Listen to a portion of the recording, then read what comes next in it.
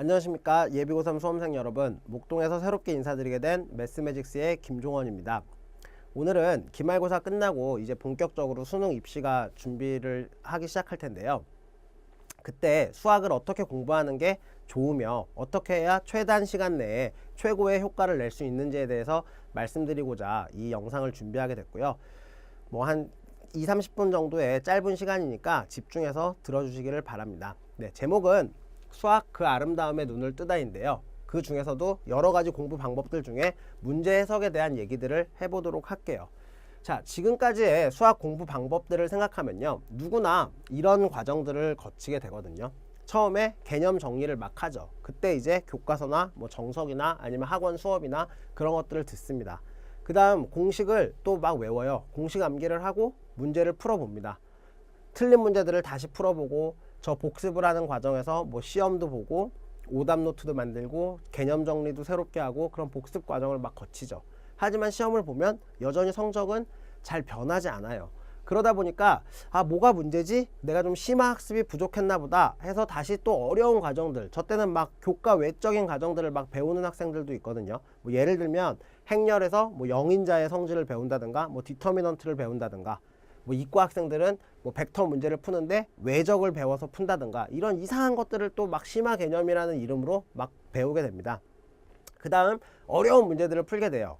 수능에 나오지 않는, 평가원의 출제 방향과는 전혀 맞지 않는 어려운 문제들을 풀고, 역시 틀린 문제들이 계속해서 나오니까 복습을 또 막 하게 돼요. 이 과정들을 무한히 반복하게 되거든요. 그러다 보면 수학 실력이 잘 나올까요? 물론 아주 오랜 시간이 지나면 성적은 오르긴 올라요. 이 공부 방법, 기존의 공부 방법이 갖고 있는 단점은요, 양이 너무 많다는 거예요.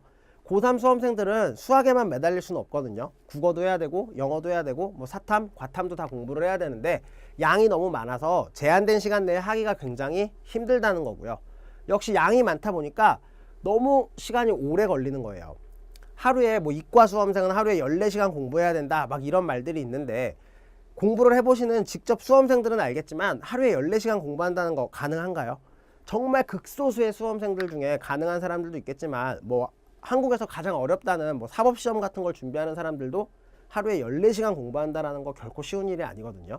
그렇기 때문에 고3 수험생에게 오직 공부량을 강조하는 공부 방법은 틀렸다라는 얘기를 말씀드리고 싶습니다. 그거보다 더 큰 단점이 또 하나 있는데요. 바로 누구나 다 같은 방법으로 공부를 하고 있어요. 시간은 어마어마하게 투입되지만 그 효과는 그 누구도 장담할 수 없거든요. 다들 같은 방식으로 공부하다 보니까 앞서 나갈 수 없고, 앞서 나갈 수 없는 것뿐만 아니라 이미 뒤처져 있는 학생들은 따라잡고 혹은 역전을 할 수 있는 그 기회가 전혀 없다라는 거예요. 그래서 오늘은 선생님이 좀 새로운 공부 방법을 제시해 드리려고 하는데요. 자, 보도록 할게요. 첫 번째로 저 많은 7개, 8개 이런 과정들을 저희는 3개로 줄였습니다. 기출 개념을 정리를 먼저 해야 되는데요. 기출 개념이라는 건 평가원 모의고사와 수능에서 자주 쓰이는 그런 개념들, 그 개념들을 공부해 나감으로써 수학의 기본적인 정리들을 실제 문제에 쓸 수 있게끔 그런 기출 개념을 공부를 해 나가는 거고요. 그리고 2번이 오늘 많이 얘기하게 될 문제 해석력 기르기라는 이해 능력을 키워주는 거거든요. 문제 해석력이라는 건 어떤 복잡한 공식이나 계산에 의존하지 않고 문제가 주어져 있는 그 갖고 있는 의미들을 갖고 문제를 풀어나가는 그 문제 해석력 기르기 연습을 할 거고요. 그러고 나면 평가원이 지금까지 출제했던 굉장히 많은 문제들이 있어요. 그 문제들을 공부해 봄으로써 내가 공부했던 개념이 실제 기출에는 어떤 식으로 쓰이고 문제 해석을 어떻게 해야 되는구나를 해서 수학 공부를 완성을 하게 될 텐데요. 구체적으로 좀 보면 12-12 전략으로 목표 달성하기. 자, 주당 12시간의 투자. 일주일에 12시간만 공부하는데 수학 공부에 투자를 하면은 완성이 됩니다. 일주일에 12시간이라는 저 수업 시간 내에는 우리가 학원에서 공부하는 거, 그리고 복습하는 거, 혼자서 공부하는 모든 시간을 다 얘기를 하고 있는 거고요. 그러면 일주일에 12시간의 투자로 12주만 하면 변화가 시작되거든요. 그 바로 첫 번째 매직은 평가원의 출제 원리와 출제 의도를 파악하는 단계예요. 겨울방학 때부터 3월 모의고사까지가 이 첫 번째 기간이 되는데요. 이 기간 동안에는 평가원이 어떤 식으로 문제를 만들어내는지 그리고 무엇을 많이 물어보는지에 대해서 공부를 하는 기간이고요. 그 12주가 끝나고 나면 다음 12주 동안에 6월 평가원을 대비하게 됩니다. 6월 평가원을 대비하면서 실제 시험장에 들어갔을 때 내가 공부했던 게 시험에 이런 식으로 출제되는구나 라는 걸 직접 느껴봄으로써 수학에 대한 자신감이 상승하게 되거든요. 그럼 이때부터 수학뿐만 아니라 다른 과목들도 비약적인 성적이 향상이 되게 되는데요. 수학에 투입하는 시간이 남들보다 현저히 작기 때문에 다른 과목들을 공부할 수 있는 시간이 많고요. 또 무엇보다도 수학 제일 어렵다는 수학 성적이 오르기 시작하면서 다른 과목들에도 자신감이 생기게 되는 거거든요. 그 과정이 끝나고 나면 여름방학 때부터 9월 평가원 전까지 9월 평가원 대비를 함으로써 특히 이과 학생들은 수능 수업과 수리 논술의 기초를 동시에 다질 수 있는 그런 것들을 하기 위해서 문제 해석이 꼭 필요한 거고요. 이 세 번째 단계가 마치고 나면 마지막으로 수능 목표를 달성하게 되고 원하는 대학에 합격할 수 있습니다. 자, 결론은 일주일에 12시간만 꾸준히 수학에 투자를 하라는 겁니다. 그러면 모든 것이 달라질 것입니다. 지금부터 문제들을 실제로 보면서 문제 해석력이라는 게 어떻게 실전에서 사용되는지 보도록 하겠습니다. 네, 아까 말씀드렸던 문제 해석력이라는 게 실제 문제를 풀어나가는 과정에서 어떤 식으로 쓰이는지 지금부터 실제 문제를 통해서 보도록 할 건데요.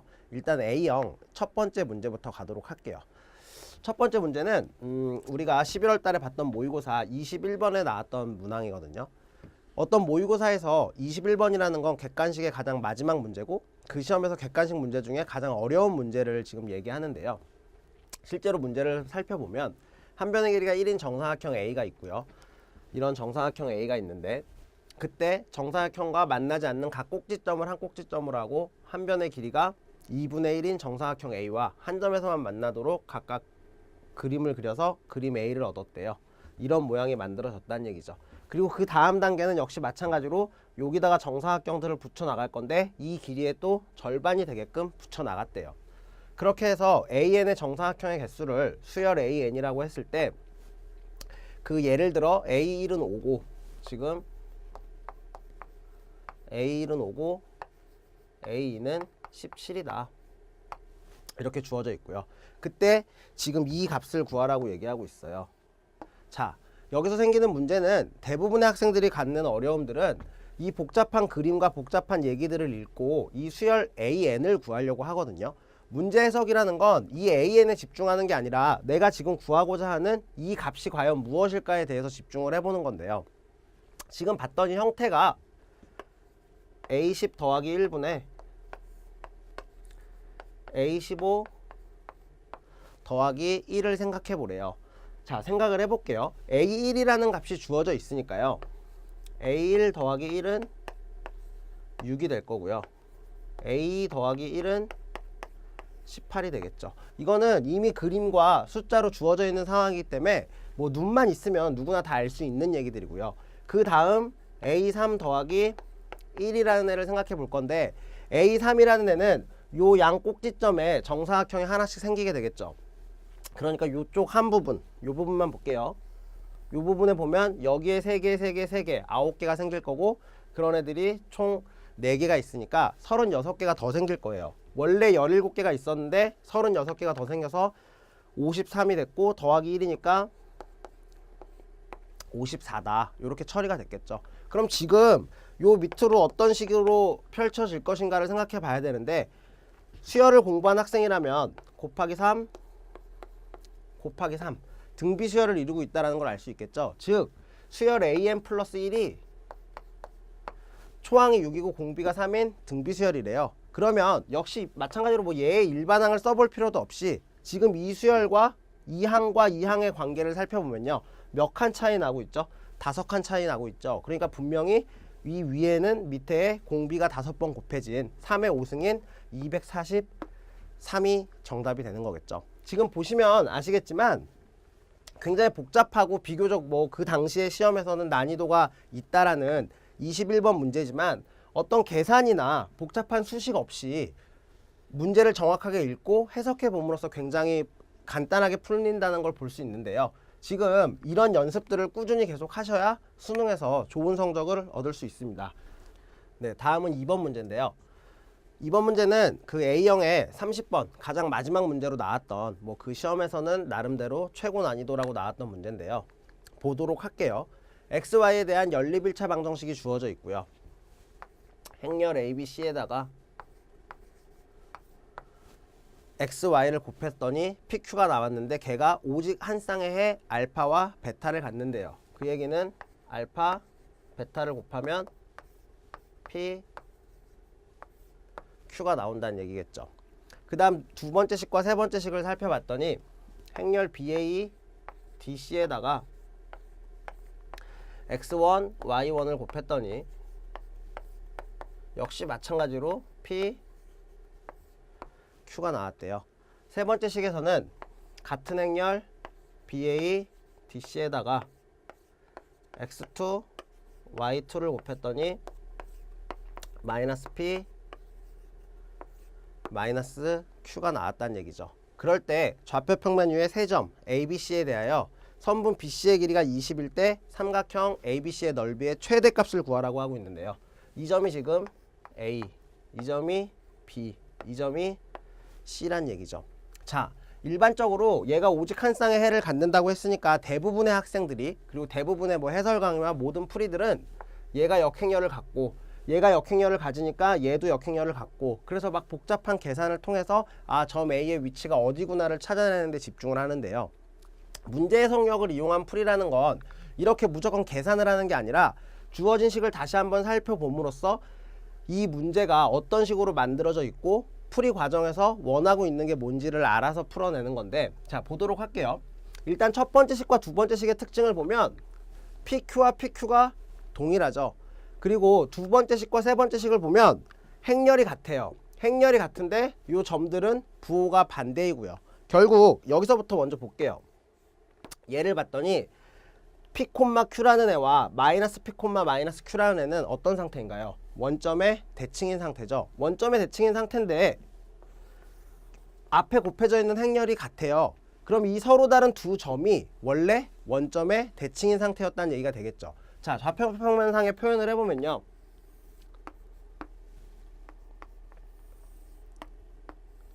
이렇게 있고 요 점이 B, 요 점이 C, 이렇게 원점의 대칭인 상태고, 선분 BC의 길이가 20이라고 했으니까 요 길이가 20이라는 얘기가 되겠죠. 그러면 이제 삼각형 ABC의 넓이의 최대값을 구하기 위해서는 도대체 A가 어디에 있는지만 찾아내면 되는데요. 다시 첫 번째 식으로 돌아가 볼게요. 이 둘의 관계를 살펴봤더니 PQ와 PQ는 똑같아요. 그리고 ABCD와 BADC 각 행렬을 이루고 있는 성분들은 모두 동일하거든요. 그러니까 거기에 착안해 보면요, 여기에 ABCD라는 행렬이 있고요, 여기에 BADC라는 행렬이 있을 때 과연 여기서 일로 넘어가면서 무슨 일이 생겼는지를 생각해 보면 되거든요. 자, 어떤 똑같은 2차 정사각 행렬을 곱했을 때 B가 나오기 위해서 A는 없어져야 되기 때문에 여긴 반드시 0이겠죠. 이런 행렬들은 외우고 다니는 게 아니라 실제 문제를 보면서 그냥 찾아낼 수 있어야 되거든요. 그러면 B가 나오기 위해서는 여기 1이 있어야 될 거고요. 역시 마찬가지로 A가 나와야 되니까 1이 있어야 되고 B는 없어야 되니까 0이 있으면 이렇게 만들어진다는 걸 알 수 있겠죠. 밑에도 곱해보면 실제 DC가 나온다는 걸 알 수 있고요. 이해되시나요? 무슨 말인지? 그러면 지금 요 행렬이 여기에 있고 거기다가 0, 1, 1, 0을 곱했대요. 그랬더니 BA, DC가 나온대요. 두 번째 식을 봤더니 이 BA, DC에다가 X1, Y1을 곱하면 P, Q가 나오거든요. 근데 첫 번째 식에서 요 ABC에다가 뭔가를 곱하면 여전히 PQ가 나오고 있어요. 그러니까 그 뭔가는 0110에다가 알파, 베타를 곱해주면 X1, Y1이 나온다는 걸 알 수 있겠죠. 무슨 말인지 이해되시나요? 다시 갈게요. A, B, C, D가 있었는데 거기에 알파, 베타를 곱하면 PQ인데 A, B, C, D가 있는데 알파 베타를 곱해야 PQ가 나오는 거니까 여기에 이렇게 갈게요.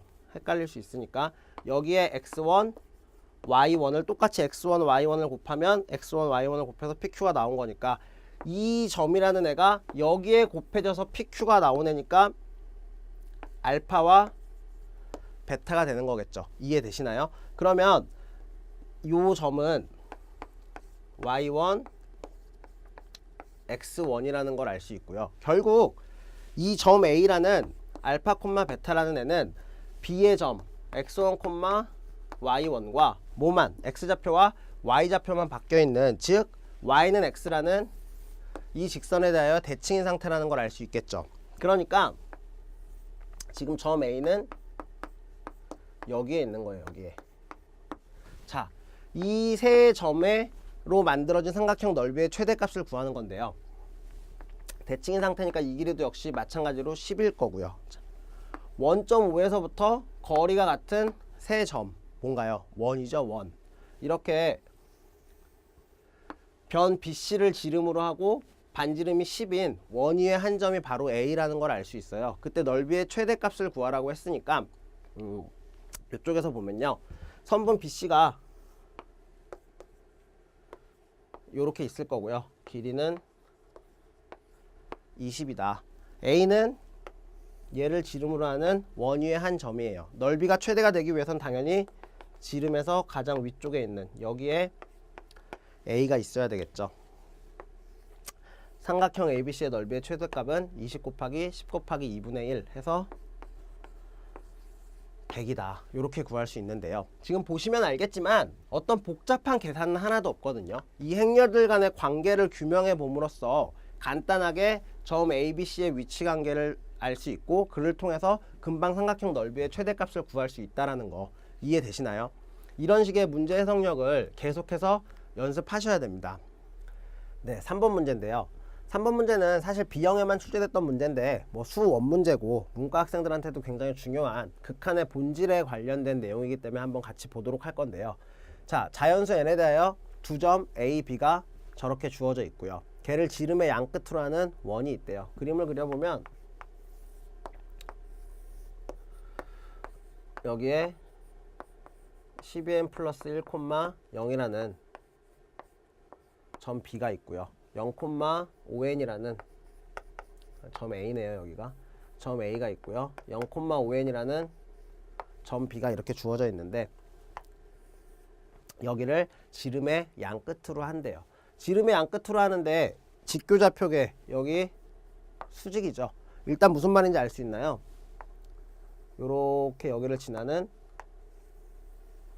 원이다라는 걸 알 수 있겠죠. 그럴 때 원위의 한 점 P를 잡으래요. 점 P를 잡았을 때 삼각형 OAP의 넓이의 최대값을 SN이라고 해보재요.